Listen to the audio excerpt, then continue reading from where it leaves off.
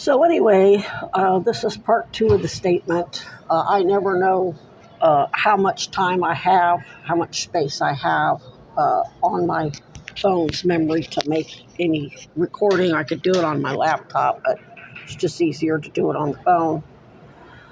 Basically, Neil Preston isn't just acting on behalf of Chad Cronin or Beth Sweeney or Christy Jacoby. He's also acting on behalf of both of my parents and my step-parents, their spouses, as well as their extended family. And that's because when I was a kid, these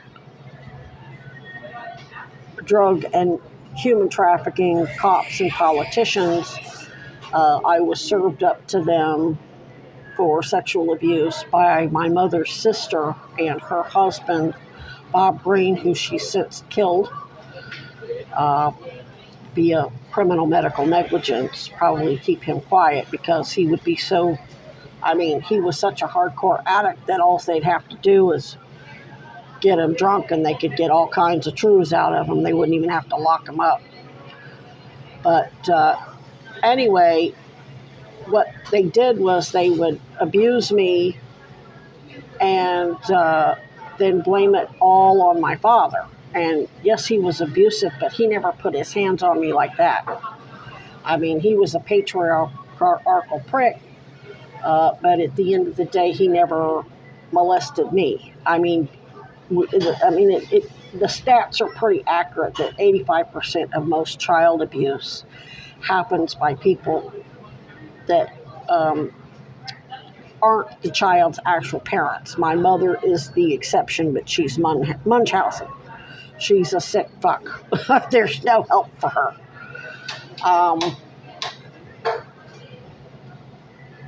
So basically, he knew he wasn't doing it. So basically, eventually, there was an investigation by the teachers and social services because I showed signs of severe trauma, physical and sexual abuse, which he knew the physical abuse was my mother. The sexual abuse, he didn't know where that was coming from. He knew it wasn't him doing it. He may have been doing it to other kids, but he wasn't doing it to me. I don't know that he was doing it to other kids. He was doing it to my mother and other grown women, but I never had any indication that he was interested in, that he was an actual pedophile.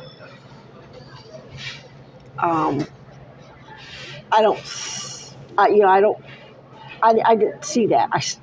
Nobody's going to convince me today that he is, but that may have been something that I just wasn't, I haven't been around him in so long. That's just not something, because he's special forces, he actually could have been and just was able to not display that in front of me.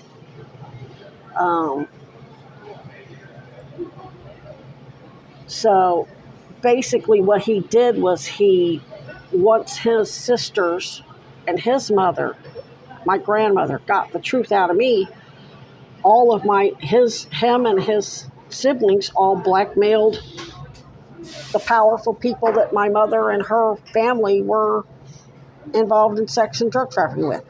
My father's family, they were teetotalers. They might get drunk or high every once in a while, but they certainly they were never, to my knowledge. I think I had my father's sister, Gloria, her husband drank a lot, but they were very successful financially, whereas my mother's, and honestly, they got those good jobs because they blackmailed my mother and all of Bill Clinton and Donald Trump's and Jeffrey Epstein's partners in crime, and Barry Goldwater and Texas Rep Ronnie Jackson, Republican, and Democrat Charles Wilson, Good Time Charlie, and anybody who tries to say that the drunken debauchery is all Democrat or all Republican ain't paying attention. These motherfuckers write memoirs. Charlie Wilson's War, that was Tom Hanks played that role. He was a Democrat. Hunter Biden's a Democrat. Rudy Giuliani's a Republican. Matter of fact, in the movie Charlie Wilson's War, Rudy Giuliani was investigating all those members of Congress, which included Charles Wilson and Barry Goldwater Jr. But nothing ever happened. Nobody ever got charged, and they were all acquitted because they were all guilty. So this Peter Santinello piece of white privilege shit getting up here, oh, it's all progressives, all this drug and alcohol abuse on the streets, that's all because of progressives.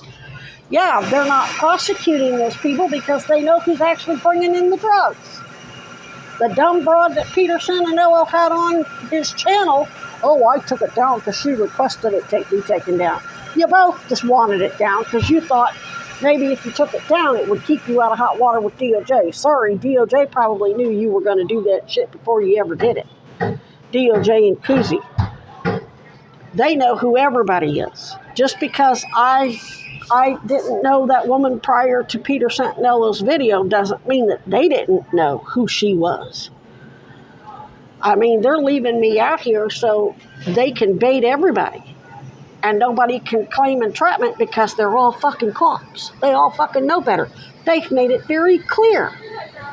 DOJ and Kuzi has made it very clear that they're giving these cops enough rope, which includes Preston, Park Ranger Preston, all the rope they need, so that once they're locked up, just like Diddy, they're going to be held on remand. They raided Diddy's shit about, what, a year ago? They didn't arrest him. They just raided his shit. And what did Diddy decide to do? He contacted one victim over 50 times. And I don't think he was the only person, that she was the only person that he contacted. He made, like, lots of attempts to tamper with witnesses and victims. So that when they did arrest him, they had overwhelming evidence that he is an obstructionist and dangerous and victim and witness tampering. So they could hold him on remand. Now and technically everybody said he was a Fed. He was an agent for the Feds, which makes sense that Homeland Security is trying to sabotage SDNY's case by talking to the New York Post and releasing videos and shit to the press. That doesn't mean Jamal Williams, the SDNY prosecutor's involved. He probably knows. He's probably deliberately letting the Goldwaters and Weinbergers' assets at DHS and FBI do this shit so they can nail them. Because the victim and witness tampering is going to happen whether Diddy's incarcerated or not. But if they let Diddy out, then they know that they're going to put it all off on Diddy. Whereas when he's locked up and the witnesses and victims still drop dead and get tampered with, okay, now they've got evidence against all Diddy's federal and political and other corporate partners in crime, which is all the same thing. Our government consists of CEOs, oligarchs, and stockholders, co-owners. There's no separation between Wall Street and the government. So they're basically, anyway, what Neil Preston is doing, now what he's going to say is, oh, well, I'm the park ranger and I have to go out there. No, he's a park ranger because he's not self-reporting to Kuzi and the special prosecutors and the sheriff's department, who he knows has him under criminal investigation. He's out there blowing smoke up my ass, then having his friend Janelle come over there and talk shit. She's basically trying to gaslight me like maybe I don't really have cancer. Okay, that tells me that her and Preston are involved in the way all that went down. He said, oh, she'll come out next week. I basically sent an email saying that I'm going to file a restraining order. Bitch shows up the next fucking day. And instead of trying to convince me that she was there on behalf of the new mayor, Mulvaney Stanek, she realized that shit wasn't going to fly, so she came up with a new story. So he's only a park ranger because he's not being truthful with the mayor, the new mayor. He's still lying on behalf of the previous mayor, Caspar Weinberger's nephew. Caspar Weinberger, Reagan's Secretary of Defense, as in Iran-Contras.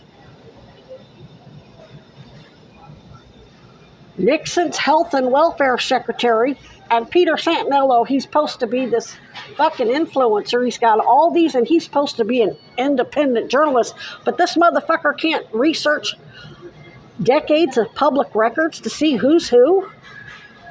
Oh, it's all Sarah Georgia's fault because she's not locking people up. Yeah, she's not locking people up because she knows who's bringing the shit in. You're going to tell me Peter Santinello didn't know that Caspar Weinberger's nephew, Muriel Weinberger, was the mayor here for 12 fucking years? Wow. You can't make this shit up. So that's